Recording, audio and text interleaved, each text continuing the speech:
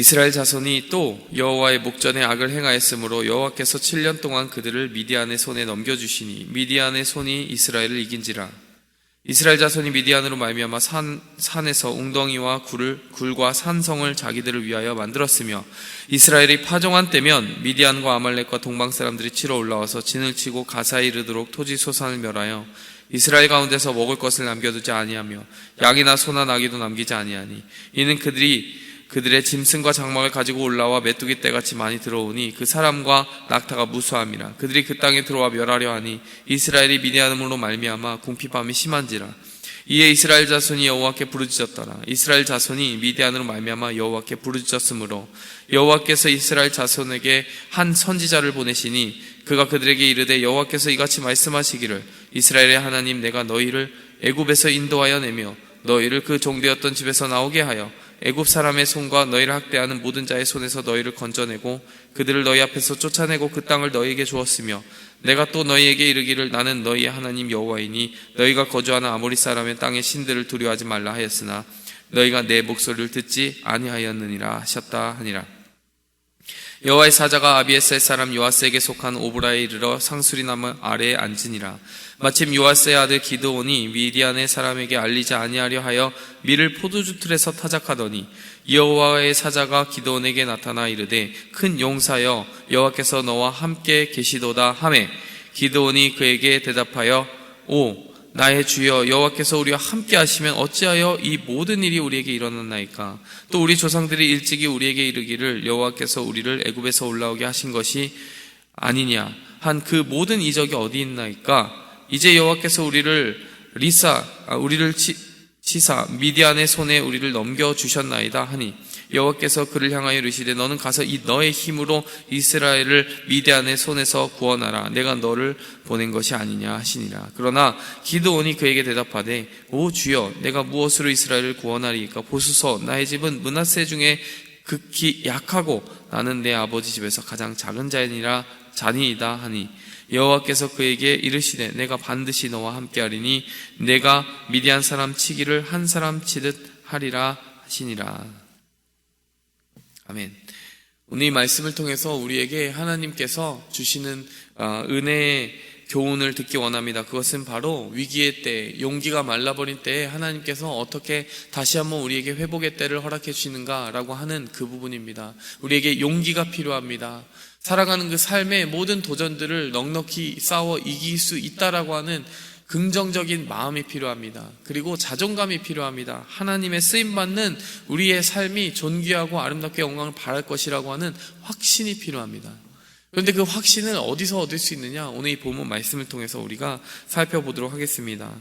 오늘 이 본문 말씀의 시작은 다시 한번 반복되는 죄악의 사이클로 빠져들어간 이스라엘의 모습을 가지고 시작합니다. 그 모습을 어떻게 묘사하고 있습니까? 6장 1절에 보니까 이스라엘 자손이 또 여호와의 목전에 악을 행하였으므로.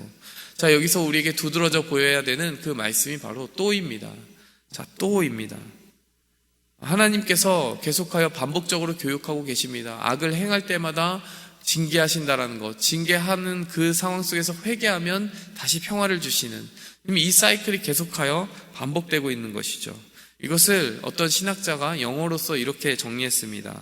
Rebellion, Retribution, Repentance, Rescue. 4R입니다. 네 가지의 R입니다. Rebellion, 반역을 저지릅니다. Retribution, 하나님이 징계하십니다. Repentance, 회개합니다. Rescue, 하나님이 건져주십니다. 이 반복되는 사이클 속에서 이들이 나아질 기미를 보이지 않고 있는 것입니다. 그러니까 어떨 때 하나님의 징계가 임하는지, 어떨 때 하나님의 회복과 구원이 임하는지에 대한 타이밍을 반복적으로 지금 하나님이 알려주심에도 불구하고 이제 이쯤 하면 그 사이클을 멈춰야 되는데 그것을 계속하여 반복할 수밖에 없는 이스라엘 자손들의 망각의 늪을 우리는 보고 있는 것이죠. 자, 그럴 때 나타나는 증상이 무엇입니까? 마치 패배하는 그 순간은 그 영원히 느껴지고 정말 하나님의 은혜의 우물이 말라버린 것 같은 그런 착각에 빠지게 됩니다. 자, 이럴 때 우리는 어떻게 다시 한번 은혜를 회복합니까? 어떻게 다시 한번 하나님을 의지할 수 있습니까? 자, 첫 번째로요, 하나님의 은혜를 기억하는데 그 은혜는 항상 하나님의 주시는 평강이 하나님이 주시는 구원이 하나님이 주신 징계보다 훨씬 크다라는 것을 기억할 때 우리에게 그 은혜를 기억할 수 있는 기회가 찾아옵니다. 한번 살펴보시기 바랍니다. 계속되는 이 반복되는 사이클 속에서 우리가 배워야 되는 것이 있습니다. 이스라엘 자손들이 기억해야 되는 것이 있습니다. 무엇입니까? 구원하여 주신 다음 누리는 그 평화의 기간이 항상 징계의 기간보다 짧았다는 것입니다. 자, 오늘 이 본문 말씀에 몇 년 동안 징계를 받습니까? 7년 동안 그들을 미디안의 손에 넘겨주셨습니다. 자, 그럼 이 징계의 기간인 7년이 임하기 전에 그들은 몇 년 동안 평화를 누렸습니까? 40년 동안 평화를 누렸습니다. 자, 거의 대부분요, 이렇게 하나님이 압도적으로 많은 기간 평화를 주시고, 그러나 그들이 다시 한번 악에 빠졌을 때는 징계를 주시되 그 징계가 그들의 모든 용기와 모든 믿음을 다 박살낼 때까지 하진 않으셨다라는 거예요. 그들이 기도하고 부르짖고 하나님을 붙잡을 만한 힘은 남겨주셨다는 것입니다. 우리가 여기서 기억할 수 있는 것은요, 하나님의 본심입니다. 하나님은 우리를 완전히 엎드려뜨리게 하기 위해서 그런 징계를 주시는 것이 아니라는 것입니다. 우리가 시편 37편에 보듯이 저가 넘어지나 아주 엎드려지지 아니하면 여호와께서 그 손으로 붙드심이로다. 이것이 무슨 말입니까? 종종 하나님을 믿는 사람들도 엎드러진다라는 것이에요. 그런데 넘어진다라는 것입니다. 그런데 아주 엎드려진다. 그러니까 다시 회복하여 일어나지 못할 만큼 엎어져서 멸망당한 일이 없다는 것은 무엇이냐? 여호와께서 그 손으로 붙들어 주심이라. 이것이 시편 37편의 기자가 이야기하는 고백입니다. 우리가 종종 하나님의 징계를 받기도 합니다. 아픔을 경험하기도 합니다. 그러나 우리가 확신해야 되는 것이 있습니다. 하나님이 붙들어 주시기 때문에 그만큼입니다. 항상 7년이 왜 7년이냐? 정말 고통스러운 7년, 영원 같은 7년. 하지만 주님께서 주실 더 큰 평강을 위해 우리에게 주신 약과 같은 시간이다라고 하는 것을 우리가 기억할 때 우리는 징계 중에도 소망을 볼 수 있으며 하나님이 우리를 회복해 주실 것이라는 확신 가운데 다시 한번 머물 수 있는 것입니다. 두 번째로요, 기도하게 하시는 은혜를 붙잡을 때 우리는 새롭게 일어날 힘을 얻게 됩니다. 오늘 본문 말씀 보니까요, 사사기 6장 7절 이스라엘 자손이 미디안으로 말미암아 여호와께 부르짖었으므로 이렇게 이야기를 합니다. 자, 7년 동안 미디안의 손에 넘겨주는데 하나님께서 그 미디안의 손에 넘겨주었을 때 어떤 일이 벌어지게 됩니까? 미디안과 아말렉 동방 사람들이 파종 때마다 그들을 치러 왔다라고 하는 그 모습이 2절과 3절에 기록되어 있습니다. 그런데 그것이 얼마나 힘들었느냐? 6장 4절에 보니까 마치 메뚜기와 같이, 6장 4절에서 5절을 보니까 메뚜기와 같이 그들의 토지 소산을 마치 완전히 멸하여 버리는 것과 같은 그러한 고통을 경험하였다는 것이에요. 당시에 고대 사람들에게 그 메뚜기 때가 온다는 것은 엄청난 공포였습니다. 왜냐하면은 정말 힘들게 땀 흘려서 얻은 그 파종의 작물들이 한순간에 없어지는 것이었거든요. 근데 미디안과 그 동방 사람들과 아말렉 사람들이 와서 한 일이 바로 그런 것이었다는 것입니다. 이 토지 소산을 빼앗아가는 것도 아니고 멸하여 버렸다라고 하는 것은 정말 다시 한번 추수하고 파종하는 의지를 꺾어버리기 위해서 그들을 짓밟았다라고 하는 것을 의미하는 것이죠. 그들의 양식을 탐한 것이 아니라 그들의 사기를 꺾고 그들의 힘을 멸하기 위해서 그들이 계속하여 침략을 일삼았다는 것을 의미하는 것입니다. 그래서 6장 6절에 보니 참 궁핍했다라고 나오고요. 오늘 이 사사의 모습이 본래 처음에 등장할 때 어떻습니까? 어느 정도입니까? 타작을 하는데요, 포도주 틀에서 타작을 하였다라고 그럽니다. 여러분, 타작을 어디서 해야 됩니까? 바람이 잘 통해야 됩니까? 바람이 잘 통하지 않는 밀실에서 타작을 합니까? 타작이라는 것은요, 결을 걸러내는 것이에요. 그러니까 알곡과 쭉정이를 분리하는 과정입니다. 가벼운 것을 걸러내서 바람에 이렇게 흩날리게 만들어서 알곡만 남게 하는 과정이 타작입니다. 그러니까 그 타작 막대기로 계속 칠 때마다 가벼운 것은 이렇게 땅에서 올라와서 바람에 흩날려 날아가야 되는 것이죠. 그렇기 때문에 당연히 바람이 잘 통풍이 되는 곳에서 타작을 해야 되는 것입니다. 그런데 오늘 이 기드온의 모습을 보니까요, 기드온이 어디서 타작을 하고 있는 것입니까? 포도주 틀에서 타작을 하고 있는 것입니다. 그리고 그 이유를 어떻게 설명하고 있습니까? 이 파종한 것들을 빼앗길까봐, 이 파종한 것들, 정말 애써서 얻은 수확을 그냥 고스란히 미디안의 손에 빼앗길까봐 계속하여 두려워하는 마음이 그에게 정말 학습되었다는 것입니다. 이 정도로 괴로운 모습이 있었습니다. 그런데 우리가 이 말씀을 통해서 볼 수 있는 것은 6장 1절에 이렇게 하신 것이 누구다라고 하는 것입니까? 하나님이셨다는 것입니다. 여호와께서 7년 동안 그들을 미디안의 손에 넘겨주셨다는 것입니다. 자, 이 대목에서는 정말 우리가 의아해할 수밖에 없는 것이죠. 하나님 왜 그러셨습니까? 하나님이 왜 우리를 지켜주셔야 될 하나님이 왜 우리를 대적의 손에 넘겨주십니까? 왜 우리에게서 평강을 앗아가십니까? 우리로 학대를 당하게 하십니까? 자, 그에 대한 답이 오늘 7절 말씀에 고스란히 드러나 있는 것입니다. 이스라엘 자손이 미디안으로 말미암아 여호와께 부르짖었으므로. 자, 6장 1절과 7절을 연결지어 보면 이렇습니다. 미디안의 손에 7년 동안 이스라엘 백성이 고통받게 하신 것이 하나님이신데 이스라엘 자손이 미디안으로 말미암아 여호와께 부르짖기 시작했다는 것입니다. 하나님의 의도가 보이십니까? 하나님은 그 고통 가운데 다시 한번 이스라엘이 여호와께 부르짖게 하시려는 것이죠.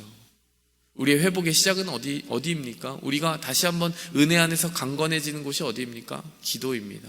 기도의 자리, 하나님께 부르짖고 하나님께 나아오고 하나님과의 관계를 중요시 여기고 다시 한번 하나님께 의지할 수 있으려면 하나님은 어떠한 수단과 방법도 쓰실 준비가 되어 있다는 것입니다.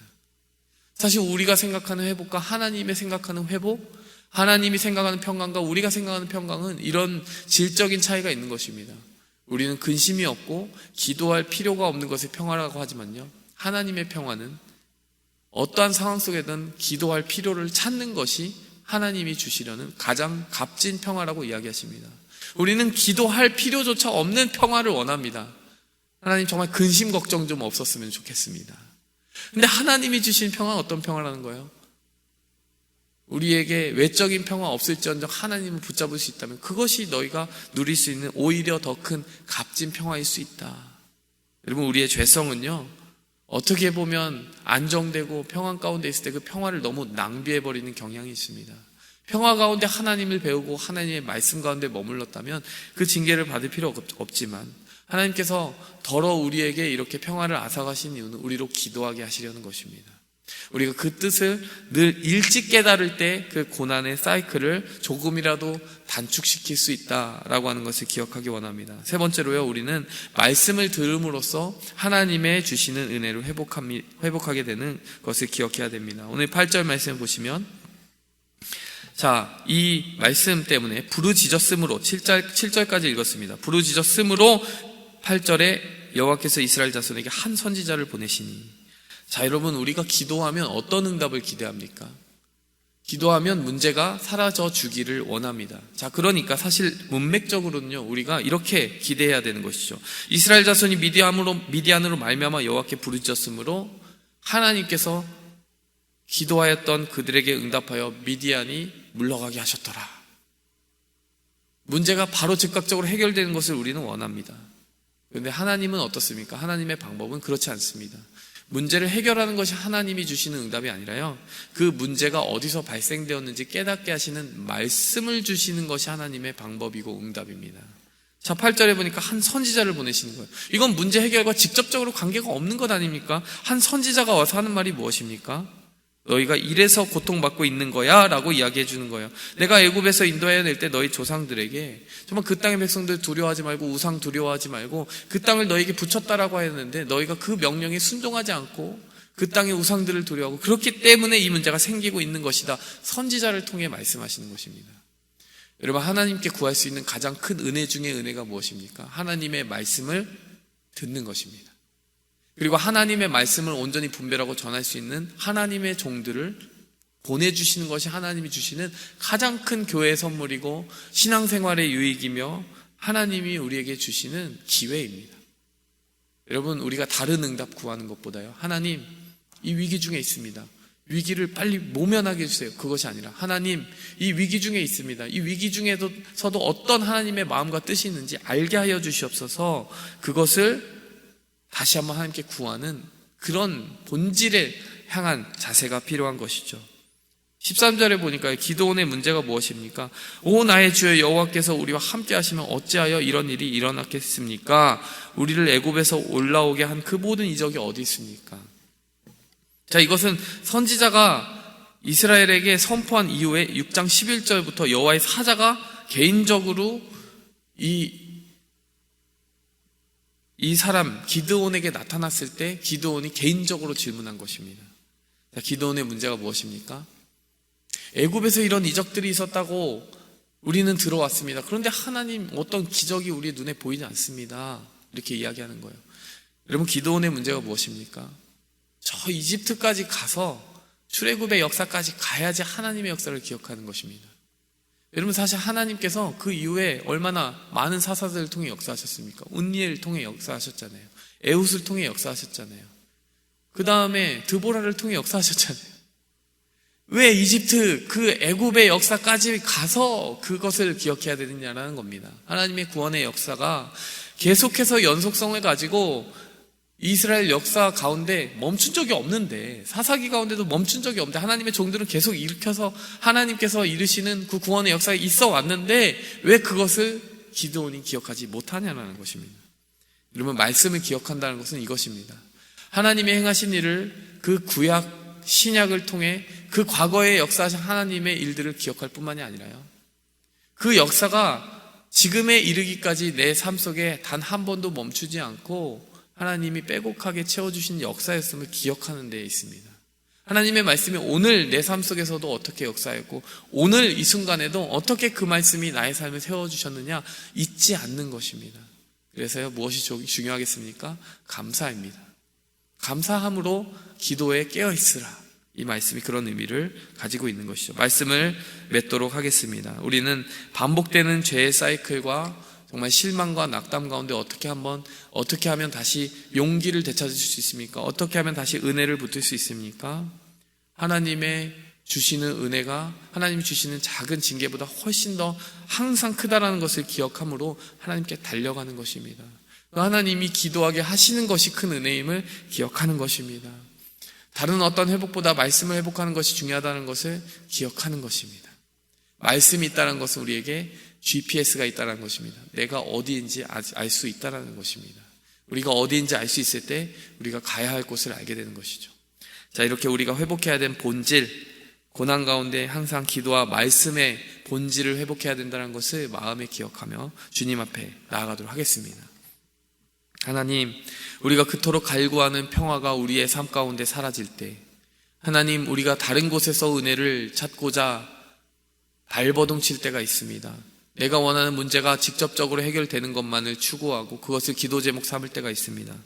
그러나 하나님의 의도는 다릅니다. 하나님과 소통하는 그 관계 회복 자체가 하나님이 주실 수 있는 가장 큰 은혜의 응답이고 기도의 응답이며, 하나님의 말씀을 듣게 해주심으로 말미암아 어디서 떨어졌는지 생각하게 하고 어디로 회개해야 되는지 알게 하는 것이 하나님께 받아야 하는 가장 큰 기도의 응답임을 오늘 말씀을 통해 기억하기 원합니다.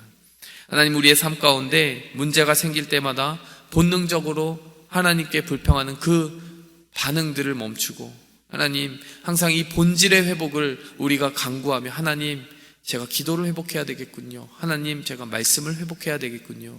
항상 우리의 회복의 방향이 영적인 본질 가운데 온전히 맞춰져 있을 수 있도록 우리의 시선과 우리의 초점이 흐려지지 않게 도와주시옵소서. 예수 그리스도의 이름으로 감사하며 기도하였습니다. 아멘. 하늘에 계신 우리 아버지여, 이름이 거룩히 여김을 받으시오며 나라에 임하옵시며 뜻이 하늘에서 이룬 것 같이 땅에서도 이루어지이다. 오늘날 우리에게 일용할 양식을 주옵시고 우리가 우리에게 죄 지은 자를 사하여 준 것 같이 우리 죄를 사하여 주옵시고 우리를 시험에 들게 하지 마옵시고 다만 악에서 구하옵소서. 대개 나라와 권세와 영광이 아버지께 영원히 있사옵나이다. 아멘.